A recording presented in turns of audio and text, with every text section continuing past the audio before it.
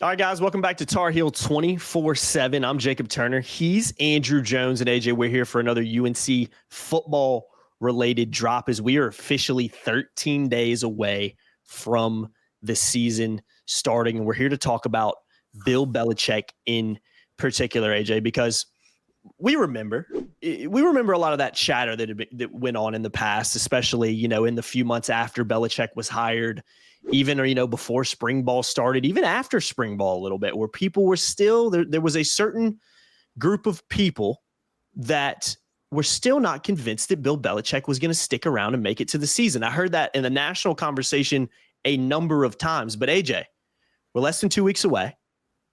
We're essentially halfway through fall camp. And Bill Belichick is still here. He's here, man. Nothing's changing. He's not walking away before the season starts.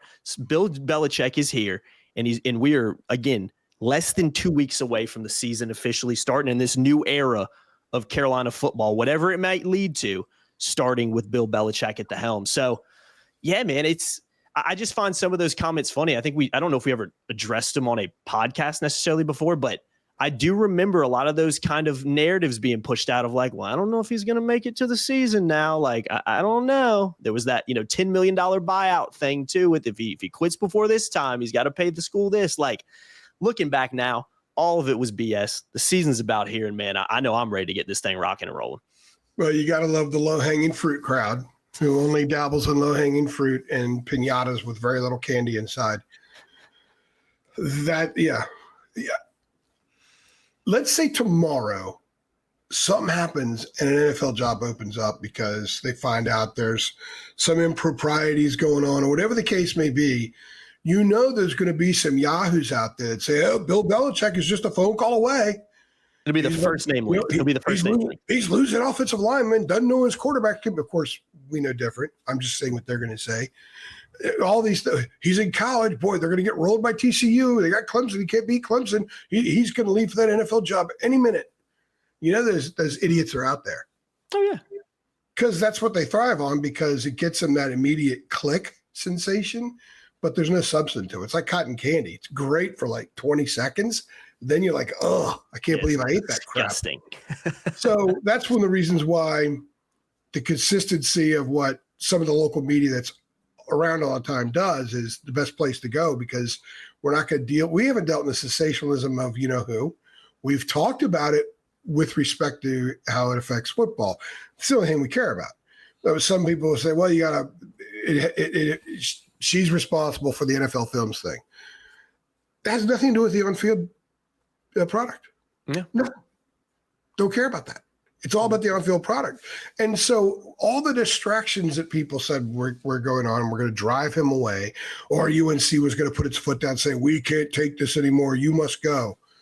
All that kind of crap. None of it, from a football standpoint, that machine's been moving forward, picking up steam since day one. Mm-hmm. It has been a football ride, and Belichick's been on that ride the whole time.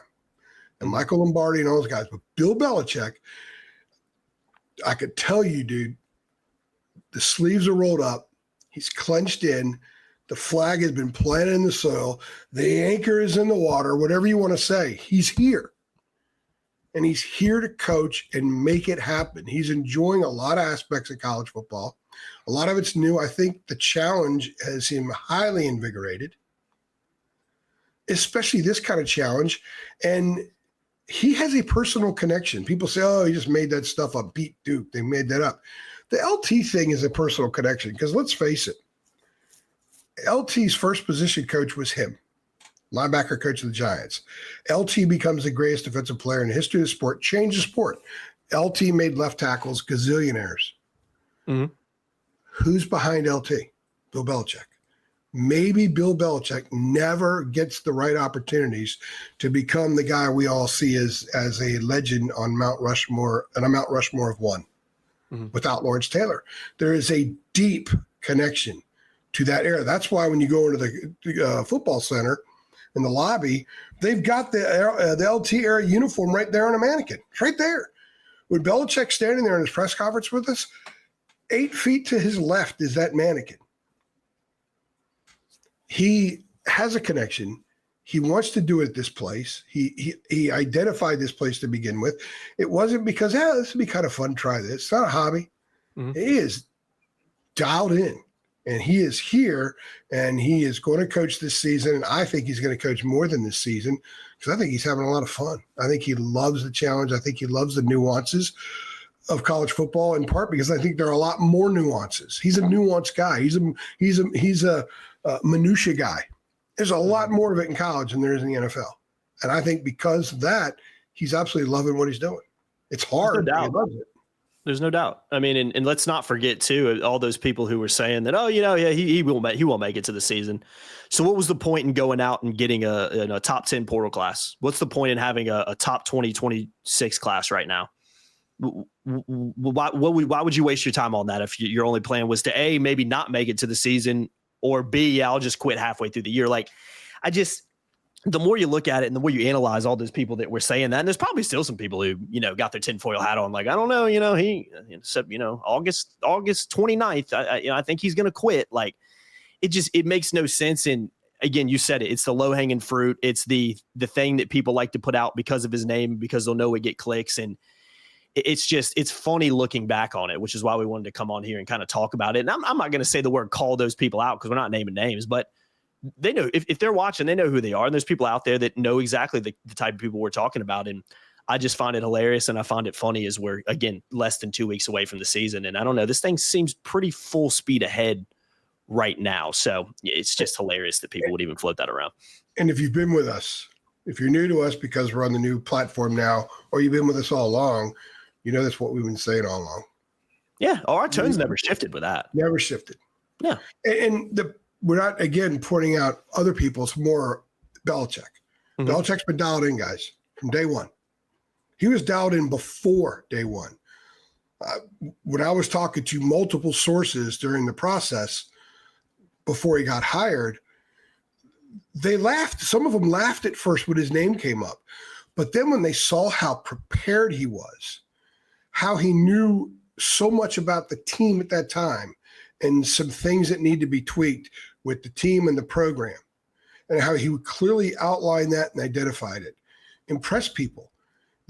He wasn't hired because, oh man, this is Bill Belichick, of course we got to hire him. He was hired because he impressed the hell out of people with his presentations. There were jaws hitting the floor, so to speak. So it was real last fall, and it's more real now because it's almost here. So Carolina fans should be thrilled that someone of his magnitude and status and history wants to try it at North Carolina. Because if he was trying it at Missouri or at Iowa or something like that, Carolina has to be paying attention. A lot of them might say, it's not going to work. They kind of take the party line. But I'm telling you guys, man, he is as dug in and dialed in as you could be. And you're going to see that with this team. And he's having a great time. We don't get a lot of access. And I'm way past that. It's just a different way of doing things. Our job in the media is just to adapt. So we're adapting. But I've been able to talk to some people. And I get the sense that the care about the messaging about the program is significant. Maybe in the NFL, it doesn't matter as much because the NFL is so corporate that it kind of falls within a parameter from one extreme to the other. It's all within the same parameter. College is a lot different. And some conversations I've had make it very clear that there is a care about some of the messaging. And I think that that's great because all that does is it further entrenches in my mind that he is here and he is here to stay for however long it'll happen. I mean, he's got the 5-year deal with the 3 plus the 2 rollover. I will project right now, health notwithstanding, he's here for those 3 years, at least. Mm-hmm. And the recruiting, we cover recruiting. We don't talk much about recruiting on the pods. Seth Gutman, who is our football recruiting guy, who, by the way, has worked in recruiting offices at Michigan, Georgia Tech, and North Carolina. Not a bad lineup right there. What the hell we're talking about. He worked for Jim Harbaugh and Mac Brown, guys. Yeah. I think they know a thing or two about how the process is done. Maybe a little bit. Yeah, maybe Seth a little bit. is a stud. And we're going to do more and more podcasts, but I can tell you, we cover recruiting. there is no way a guy has only 1 foot in recruiting the way and communicating the way that Bill Belichick is with these kids. Mm-hmm. He's here to do something amazing, or at least he thinks amazing. His goal is to do something amazing.